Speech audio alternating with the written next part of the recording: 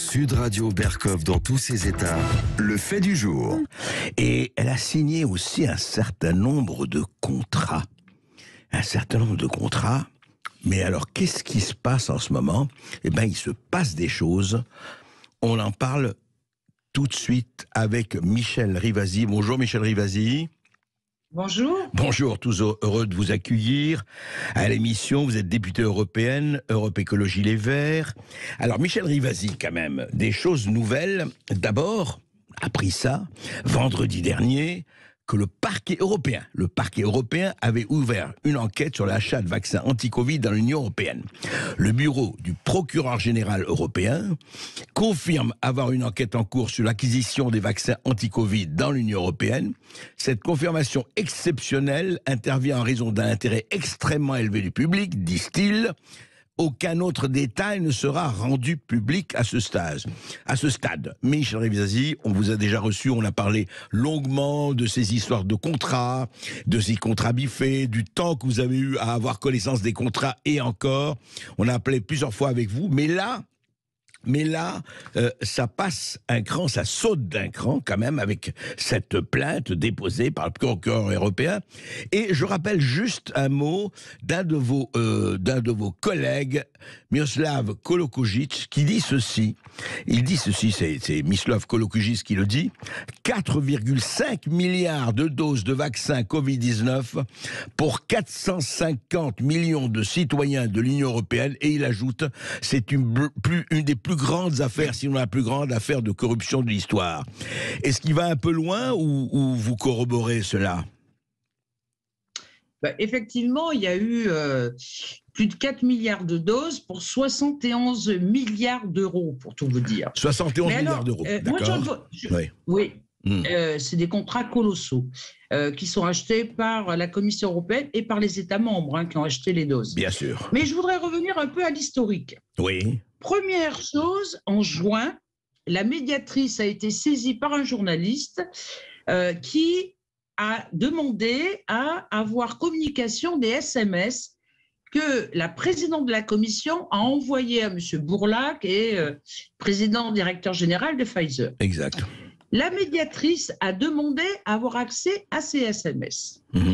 Concernant le troisième contrat qui lie Pfizer avec la Commission européenne, puisque ce troisième contrat touche à 1,8 milliard de doses pour 35 à peu près milliards d'euros. C'est le plus gros contrat d'achat entre les vaccins de Pfizer et la Commission européenne. Oui. Là-dessus, la Commission répond, on ne peut pas vous communiquer les SMS. Les SMS ne sont pas des documents qui rentrent dans le giron des documents professionnels. Oui. La médiatrice dit non, les SMS doivent rentrer, c'est au même titre que des mails, c'est au même titre que des papiers. On veut avoir accès à ces SMS. D'accord. La Commission finit par répondre en disant on ne peut pas vous communiquer, on en a perdu les SMS. Et la médiatrice est venue, elle a été convoquée par la commission Covid du Parlement pour dire c'est de la mauvaise administration, il est anormal qu'on n'ait pas droit à ces SMS. D'accord. Deuxième épisode, la Cour des comptes en septembre rend un rapport parce qu'elle a voulu savoir exactement qu'est-ce qui s'est passé sur ce dernier contrat. Oui. Et elle a demandé à la Commission d'avoir accès aux préliminaires, c'est-à-dire à toutes les évaluations de scientifiques, les pré-négociations concernant Pfizer et la présidente de la Commission. Et elle n'a rien obtenu. Rien. C'est la première fois que la Cour des comptes européenne n'obtient pas communication, voyez, des pré-négociations concernant ce contrat. Ouais. Et donc, elle conclut que ça va à l'encontre des traités de l'Union européenne. Et moi, j'ai saisi à la commission Covid en disant, mais qu'est-ce qu'on peut faire? Puisque la Cour des comptes européenne, c'est le dernier moyen pour obtenir la transparence de l'information. Et donc, j'avais demandé à saisir le parquet européen. Et là-dessus, comme vous l'avez indiqué, le parquet européen oui, qui est une femme d'ailleurs, Oui. a commencé une investigation pour savoir exactement ce qu'il en est dans ces contrats. Et ça va plus loin parce qu'on demande qu'on ait accès à ces pré-négociations. Et à mon avis, il n'y en a pas eu, puisqu'il y a eu une négo directe entre la présidente de la commission et M. Burla. Et Ce qui est à l'encontre des règles européennes. Mais tout à fait. Mais Michel Rivasi, qu'est-ce qui vous permet d'affirmer que les négociations ont été en direct? Ce qui est probable, probablement. Mais est-ce qu'on en est sûr ou c'est encore une supposition? C'est-à-dire sur les 2 autres contrats qui liaient la Commission européenne et Pfizer, on a eu accès à ces pré-négociations. D'accord. Et la Cour des comptes n'a pas eu accès à ça pour le dernier contrat qui est le plus important. D'accord. Qui est le 3e. Ah oui, et en plus, dans ce contrat, les États membres sont obligés d'acheter les doses, ce qui n'était pas dans les autres contrats, puisqu'il y avait une option optionnelle. Ah ouais. Là, ce n'est pas le cas. C'est obligatoire. En plus, c'est obligatoire. Ouais. Et c'est ce qui a conduit la Pologne, ainsi que les États baltes, en disant on ne veut plus acheter de doses, nous, puisque les gens n'en demandent plus, et on ne voit pas pourquoi on payerait des milliards pour acheter des doses, alors que pour la Pologne, ils ont besoin de cet argent pour accueillir les Ukrainiens. Et un autre élément que j'ai posé, et qui a été repris par la présidente de la commission Covid, c'est pourquoi sur le 3e contrat, les doses ont augmenté. Vous voyez, ils sont passés de 15,50 € à 19,50 €. Et là, ça représente une somme de l'ordre de 35 milliards d'euros. C'est hallucinant. Donc, il y a un truc qui ne va pas.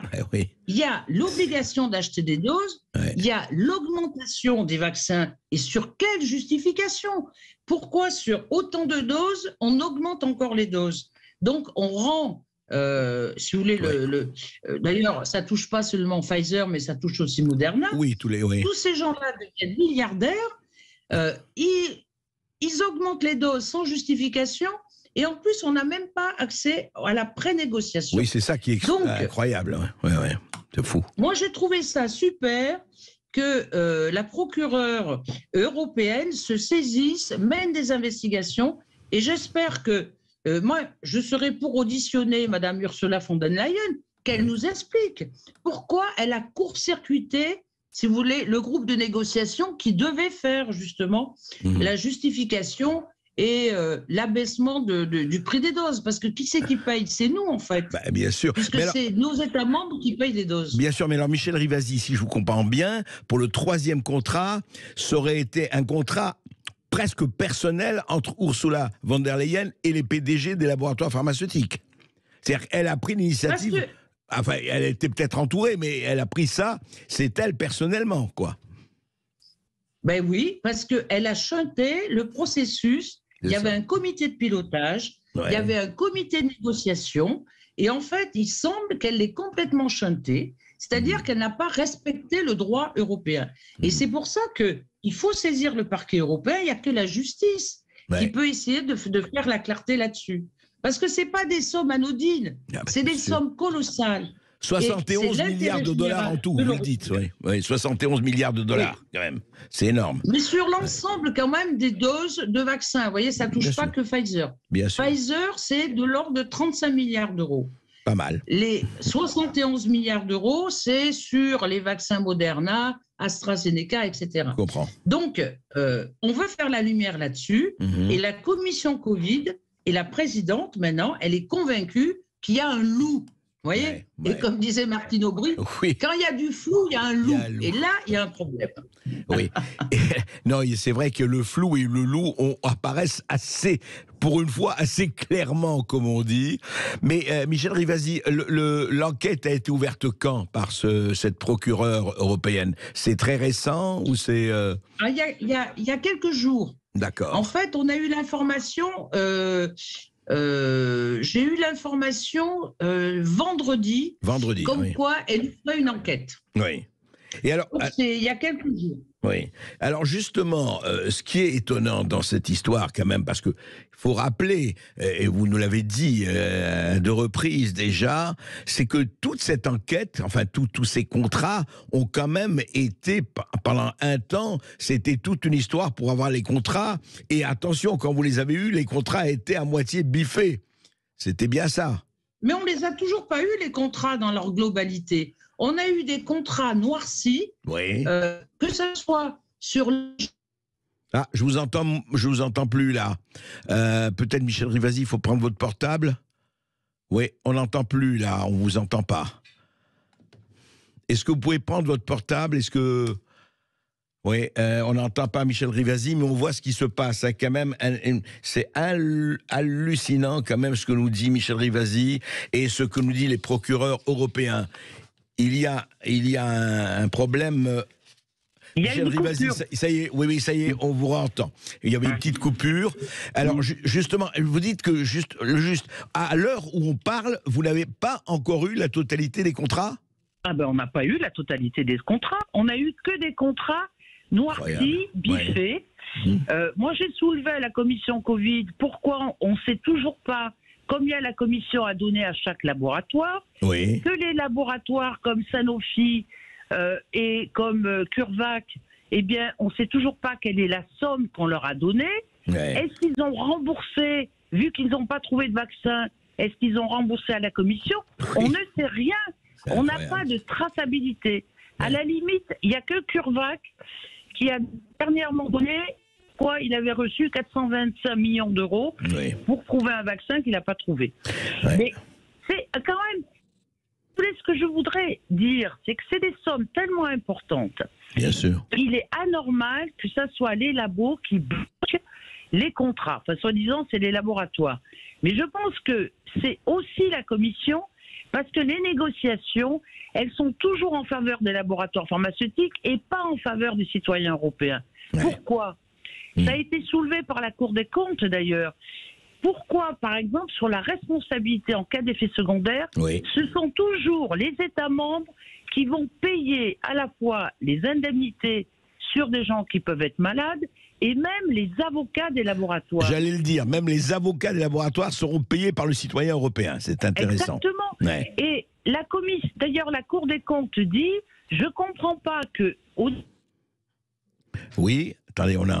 Oui. Ah, on ne vous entend plus, là. On ne vous entend plus. Mise sur le marché standard, vous voyez, c'est plus conditionnel, c'est maintenant l'autorisation de mise sur le marché. Pourquoi on n'a pas renégocié la responsabilité des laboratoires en cas d'effet secondaire? Eh bien, on n'a toujours rien là-dessus. Bien des questions. Michel Rivasi, juste à votre avis, cette enquête va prendre des semaines, des mois, cette enquête de la procureure européenne, du parquet européen? Ça va prendre quand même quelques mois parce que, écoutez, je ne sais pas exactement. Enfin, j'espère que ça sera le plus rapidement possible. Oui, bien sûr. Parce que là, maintenant, il y a un doute sur... Alors, moi, j'ai rien contre Madame Ursula von der Leyen, mais une présidente de commission comme ça, elle doit respecter le droit européen. Là, elle l'a outrepassé et elle a court-circuité, vous voyez, des structures qui associaient des fonctionnaires de la commission et les États membres. Et je trouve que les États membres devraient être beaucoup plus virulents que ce qu'ils font, parce qu'ils ont été chantés. Et ils disent rien. C'est assez étonnant, ce manque de réaction aussi, c'est vrai, vous avez raison. Merci Michel Rivasi, merci pour ces éclaircissements, et on suivra tout ça avec vous, bien sûr. Enfin, que la vérité se fasse, quand même, que la transparence se fasse, c'est pas possible, pas seulement pour ces milliards, mais pour tous les citoyens européens. Oui, parce que on peut être, moi je suis très européenne, mais quand il y a des dysfonctionnements, il faut le dire pour améliorer le système. Bien sûr. Merci Michel Rivasi, à très vite. Merci à vous.